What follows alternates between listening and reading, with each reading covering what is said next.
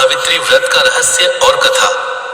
भारतीय संस्कृति में व्रत और त्योहार केवल धार्मिक अनुष्ठान नहीं होते, बल्कि वे जीवन के गहरे रहस्यों, आदर्शों और संस्कारों को भी दर्शाते हैं। उन्हीं पवित्र व्रतों में से एक है वट सावित्री व्रत। यह व्रत भारतीय नारी के प्रेम, समर्पण, त्याग और अटूट विश्वास का प्रतीक माना जाता है। हर वर्ष ज्येष्ठ मास में विवाहित महिलाएं अपने पति की लंबी आयु, सुख, समृद्धि और अखंड सौभाग्य की कामना के लिए यह व्रत रखती है। वट सावित्री व्रत केवल एक परंपरा नहीं, बल्कि एक ऐसी प्रेरणादायक कथा से जुड़ा है जिसमें एक पत्नी ने अपने साहस, बुद्धिमत्ता और पतिव्रता धर्म के बल पर मृत्यु के देवता यमराज को भी झुका दिया था। इस व्रत का सबसे बड़ा रहस्य यही है कि सच्चा प्रेम, विश्वास और निष्ठा किसी भी कठिनाई को पराजित कर सकते हैं। वट सावित्री व्रत का महत्व। वट का अर्थ है बरगद का पेड़। हिंदू धर्म में बरगद के वृक्ष को अमरता, लंबी आयु और स्थिरता का प्रतीक माना जाता है। इसकी जड़ें और विशाल शाखाएं परिवार की मजबूती और जीवन की निरंतरता का संदेश देती हैं। इसलिए इस व्रत में महिलाएं वट वृक्ष की पूजा करती हैं और उसके चारों ओर धागा बांधकर अपने पति की लंबी आयु की प्रार्थना करती हैं। मान्यता है कि जिस प्रकार माता सावित्री ने अपने पति सत्यवान को मृत्यु के मुख से वापस ले आई, उसी प्रकार श्रद्धा और विश्वास से किया गया यह व्रत परिवार की रक्षा करता है और वैवाहिक जीवन में सुख शांति बनाए रखता है। सावित्री और सत्यवान की कथा। बहुत समय पहले मध्य देश में अश्वपति नामक एक प्रतापी राजा राज्य करते थे। उनके राज्य में धन, वैभव और सुख की कोई कमी नहीं थी, लेकिन संतान न होने के कारण राजा और रानी अत्यंत दुख रहते थे। संतान प्राप्ति के लिए राजा अश्वपति ने वर्षों तक देवी सावित्री की कठोर तपस्या की। उनकी भक्ति से प्रसन्न होकर देवी ने उन्हें एक तेजस्विनी पुत्री का वरदान दिया। कुछ समय बाद राजा के घर एक सुंदर कन्या ने जन्म लिया। देवी के आशीर्वाद से प्राप्त होने के कारण उसका नाम सावित्री रखा गया। सावित्री बचपन से ही अत्यंत सुंदर, बुद्धिमान और धर्मपरायण थी। उनका स्वभाव विनम्र और दयालु था। जैसे जैसे वे बड़ी हुईं, उनका तेज और गुण दूर दूर तक प्रसिद्ध होने लगा।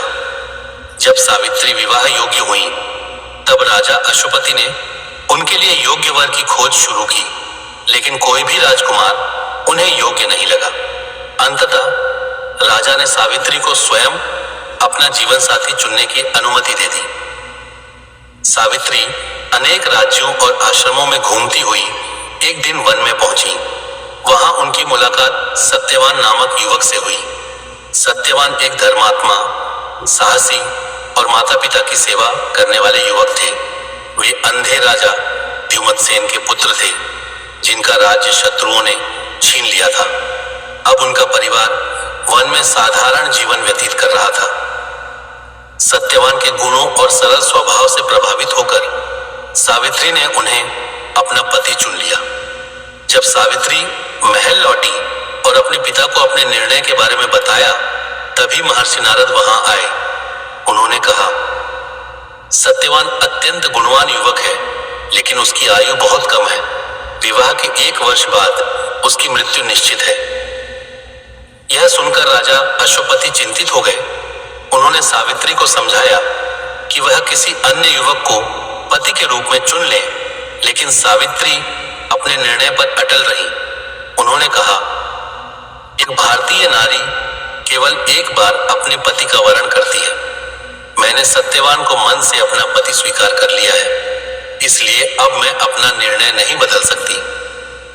सावित्री की दृढ़ निष्ठा देखकर राजा ने विवाह की अनुमति दे दी। सावित्री का कठिन संघर्ष। विवाह के बाद सावित्री अपने पति और सास ससुर के साथ वन में रहने लगी। उन्होंने राजमहल का सुख त्याग दिया और पूरे मन से अपने परिवार की सेवा में लग गई। लेकिन उनके मन में नारद मुनि की भविष्यवाणी हमेशा बनी रहती थी। जैसे जैसे सत्यवान की मृत्यु का दिन निकट आने लगा, सावित्री का मन बेचैन होने लगा। उन्होंने 3 दिन तक कठोर व्रत रखा और भगवान से अपने पति की लंबी आयु की प्रार्थना करने लगी। जिस दिन सत्यवान की मृत्यु निश्चित थी, उस दिन वे लकड़ियां काटने के लिए वन गए। सावित्री भी उनके साथ चली गई। वन में काम करते समय अचानक सत्यवान के सिर में तेज दर्द होने लगा। वे थक कर सावित्री की गोद में सिर रखकर लेट गए।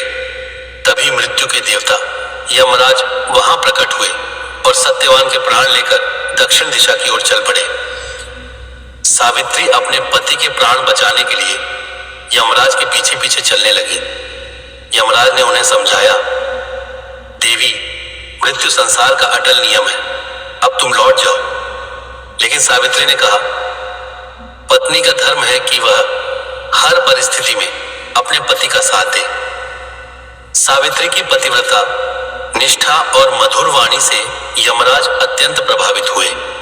उन्होंने सावित्री से वरदान मांगने को कहा। सावित्री ने पहला वरदान मांगा, मेरे अंधे ससुर की आंखों की रोशनी लौट आए और उन्हें उनका खोया हुआ राज्य वापस मिल जाए। यमराज ने यह वरदान दे दिया। फिर भी सावित्री उनके पीछे चलती रही। यमराज ने दूसरा वरदान मांगने को कहा। सावित्री ने कहा, मेरे पिता राजा अश्वपति के वंश की वृद्धि हो और उन्हें 100 पुत्रों का सुख प्राप्त हो। यमराज ने यह वरदान भी दे दिया। लेकिन सावित्री अभी भी नहीं रुकी। तब यमराज ने तीसरा वरदान मांगने को कहा। सावित्री ने बड़ी बुद्धिमानी से कहा, मुझे सत्यवान से 100 पुत्र प्राप्त हो। यमराज ने तुरंत तथास्तु कह दिया। अगले ही क्षण उन्हें एहसास हुआ कि बिना सत्यवान के जीवित हुए यह संभव नहीं है। सावित्री के प्रेम, साहस और अटूट निष्ठा से प्रसन्न होकर यमराज ने सत्यवान को पुनः जीवन दान दे दिया। वट सावित्री व्रत का रहस्य। इस व्रत का सबसे बड़ा रहस्य नारी की आंतरिक शक्ति और विश्वास में छिपा है। सावित्री ने केवल उपवास नहीं किया, बल्कि अपने धैर्य, बुद्धिमत्ता और प्रेम से मृत्यु को भी पराजित कर दिया। वट वृक्ष इस बात का प्रतीक है कि जीवन में स्थिरता, धैर्य और मजबूत रिश्ते कितने महत्वपूर्ण हैं। जिस प्रकार बरगद का वृक्ष वर्षों तक अडिग खड़ा रहता है, उसी प्रकार पति पत्नी का रिश्ता भी विश्वास और प्रेम से मजबूत बनता है। कथा से मिलने वाली सीख। वट सावित्री व्रत की कथा हमें सिखाती है कि सच्चा प्रेम, विश्वास और समर्पण जीवन की सबसे बड़ी शक्ति है। कठिन परिस्थितियों में भी धैर्य और साहस नहीं छोड़ना चाहिए। सावित्री केवल एक आदर्श पत्नी नहीं थी, बल्कि भारतीय नारी शक्ति, आत्मविश्वास और त्याग की अमर प्रतीक है। यही कारण है कि आज भी लाखों महिलाएं श्रद्धा और भक्ति के साथ यह व्रत रखती हैं और माता सावित्री से अपने परिवार के सुख, शांति और समृद्धि की कामना करती हैं। ऐसे ही और कहानी और कथा सुनने के लिए हमारे चैनल को लाइक, शेयर, फॉलो और सब्सक्राइब करें।